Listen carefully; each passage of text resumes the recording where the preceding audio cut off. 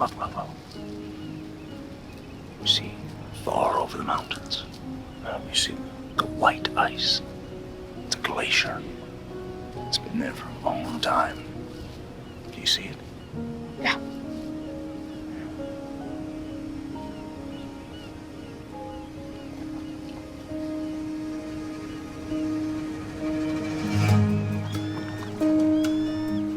We crossed the bay, exploring the unknown. We worked eastward, toward a craggy island.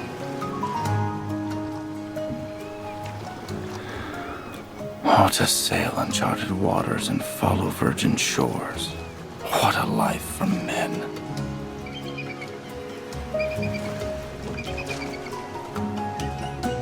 Eric Downs with a Dreamer'S search all the way from Alaska, Kenai Peninsula area. So, long trip. It was. And a beautiful film, really a beautiful film. And thank you for this book, by the way, which kind of details the life of Rockwell Kent, which is an actual real character. Yeah, Rockwell Kent was from New York City, high society. He always had a dream to be an artist, a successful artist, and that dream was on the edge of failure. In 1918, he took the trek to Alaska to try to chase after that dream and find the inspiration and solitude required to produce a body of work that would get the attention of the New York City art scene. How did you come across Rockwell Kent?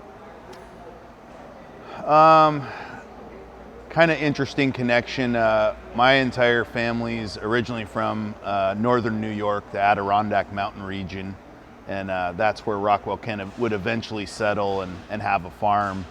And so that's where his name and his art's most well known.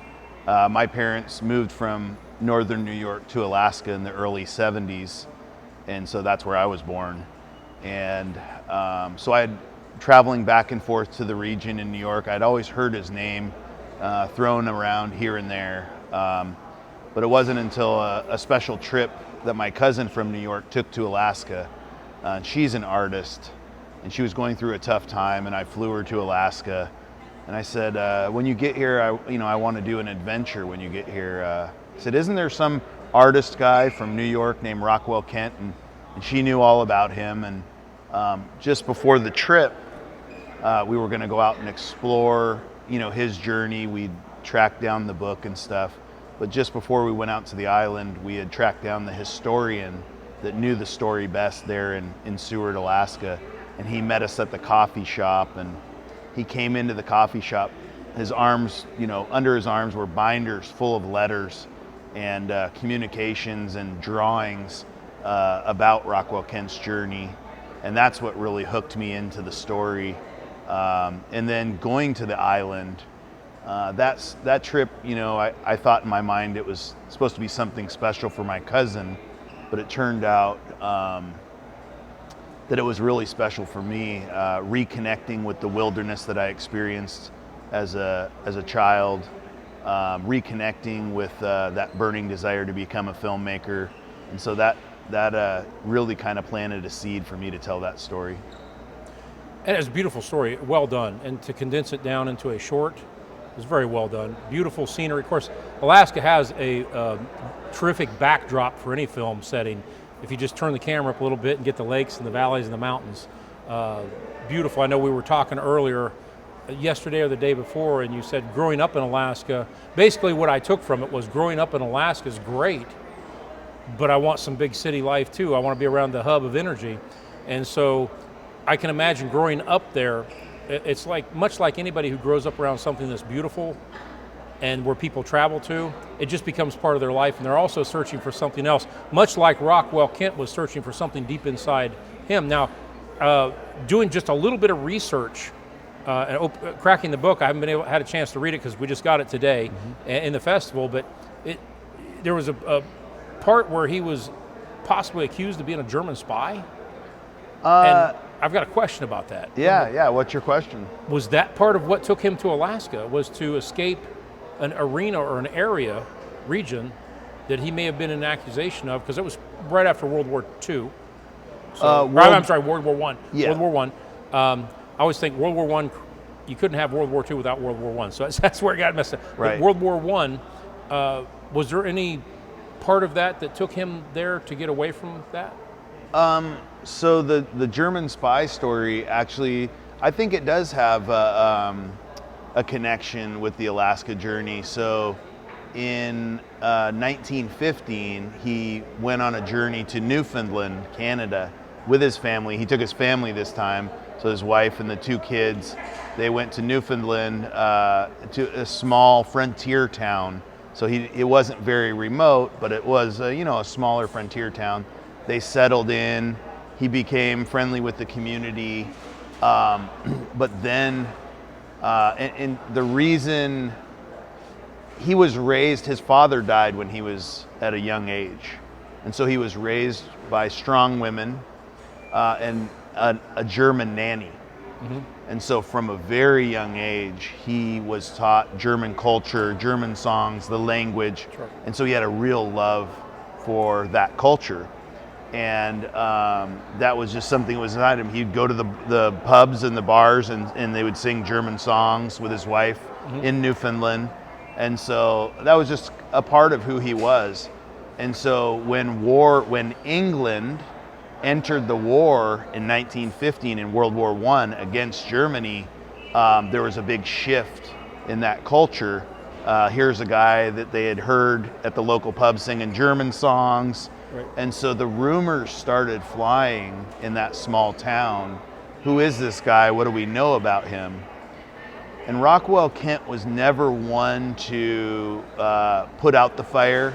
If there was a little fire burning, he wouldn't walk over and put it out with some water by telling people, look, I'm an American, I'm not German. He would do quite the opposite. He was a button pusher. And if you were gonna make accusations against him and start rumors, then he was gonna walk over and dump fuel on the fire. And so whether it was a joke or a prank, he made a sign over his studio that said bomb maker, and put it right there in Newfoundland. So the local residents, they wanted to start these rumors about him. Well, he's going to give them something to talk about. And you have to remember, this was a point where he was supposed to be there creating art and focusing inward, but he was getting sucked into external distractions. Right. He was frustrated that he couldn't find that muse, that inspiration, right. And so he was turning external. He was getting sucked into these battles with the locals, and eventually that led to the prime minister or the local premier at the time saying, "You're out of here. We don't feel comfortable with you around anymore," and so they kicked him out of Canada. And so that was a failed journey. That was a failed mission of his to get out of the city, seek solitude, but it was a complete failure. And then what happened? He had to lick his wounds. He had to return to New York City. His family kept growing. His art wasn't selling. These weights kept piling up on his shoulder. His dream of becoming a successful artist seemed further and further away.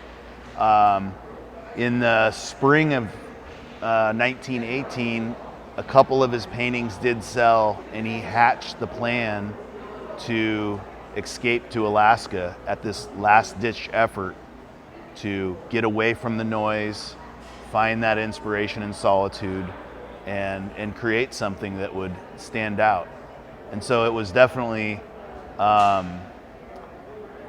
redemption, a resurrection journey for him to get away from the noise and focus inward. Right. It was an internal journey. So I think definitely the Newfoundland trip was a failed attempt to find what he was looking for. Right. It's failed attempt or education, learning, always learning, and also building character. Sometimes you do have to fight. If you're in the wilderness, Alaska, you better have a gun on you. If a Kodiak comes along up in the Kodiak Island or grizzly, you're going to need to fight to stay alive, to survive. But it builds character too. Right. It builds roughness and toughness and readiness for life. this poured through in the film that you're doing, because I remember you stating on the panel that you had done some things in your youth. You were in construction, but there had to be this burning desire inside you to make art. Was there? Yeah, of course. And maybe you didn't even know what it was at the time, but there's something burning. And when you'd said some things in there, I'm like, this was a guy who was frustrated. He wanted to have an outlet for art, and maybe growing up in a rural area in Alaska, you're not going to find too much outlet for art as far as being able to create it and show it. Of course. And that's just a perception. I don't know how close that is. Yeah. But battling your own self to be able to express yourself. Yeah. No, I've always bounced between two worlds. So I was the captain of the hockey team, labeled as a jock, but I was also in the drama club and did improv. So I always had that creative side, and then also maybe that more logical side. And I too was frustrated when people tried to label me. Right. And it's just I just never was satisfied with just that one dimension. I always wanted to explore both sides of things, and but in my youth and in my 20s was distracted from that path, that creativity. And so if that fire is always in danger, that fire burning inside you is always in danger of going out. And so if you get too far away from it, or you don't stoke it once in a while, it may go out and it may never burn again. And so, whether it was drugs and alcohol in my 20s or my career in my 30s, there was always this distraction from pushing me away from the path that I was destined to go down, further and further away from what I knew was my true calling. And so it wasn't until, that trip to the wilderness that I reconnected with that burning desire. In today's environment, you mentioned a few things there. Do you feel that labels, someone places labels on you? It's a way to control, it's also a way to control a narrative inside of any type of given structure, is to throw labels on someone to shut them down. You think it's hard today for content creators of like motion picture to create the films they really want to create, possibly because it's not a popular narrative at the time, or it's going against mainstream media narrative, and so they pull back and they don't create the films they want. They create the films that they think will set inside that box that the mainstream creates, and then you have the extremes pushing on that side to make sure it stays in that box and not be able to create the. I talk to a lot of filmmakers like, the film I'd really like to make, why don't you make it? Well, it's about A, B, and C. Right. And it's not popular today. And what may have been popular 50 years ago isn't popular today, and vice versa, right? Do you feel that the artists should have that kind of restriction on them, or they be allowed to express themselves and let the chips fall where they may without having those labels, which can actually do a lot of damage in society? Yeah, that's obviously one of the benefits of pursuing a career outside of filmmaking, and having some of that flexibility and freedom to tell a story the way that I want to tell it, searching internally for my voice as a storyteller versus being influenced by those external voices and noise. We're all impacted by the external noise at this point. It's just a matter of how much distractions and influence that come in from the outside. And so, but don't you think that crushes the creative, the outside noise pushing crushes the creative experience to expand? Oh, absolutely. It definitely. Do you think it's dangerous? Oh, it's I do. Yeah. I really think that's the biggest force pushing against original, authentic storytelling. And no, do I think influence from other art is good? Yes, but I think more than anything, a creative or an artist or a person that's telling a story, they really need to seek that story from inside themselves. Their truth. Yeah. Yeah, and And so then let the populace be the judge. right, Right. right, Without throwing stones. right. Right. So, and I mean, and that's why a place like the wilderness or nature is so important, because you can get out there, spending some time alone in the silence. It's so much easier to tap into that natural self and take that internal journey. Okay. I think she mentioned, I got like 1 minute left on the card. Feature film, is it coming? Is it going to happen? Do you have it in your vision? Yeah, I mean, I definitely, my dreams to make a feature film. I mean, I'd say, that's next on my list. I don't know if that's the next film I'll make. I really feel like, this being my first short and it being a longer short, I'm looking at, I've got several things in the pipeline. But yeah, I can't wait to make my next, I can't wait to make a feature film. And we can't wait to see it. Yeah. Eric, thank you so much for for the film you made and the Yeah. journey you've taken. And keep it up, because Thank you're a you great so much. filmmaker. Thanks. You're a great filmmaker. All right.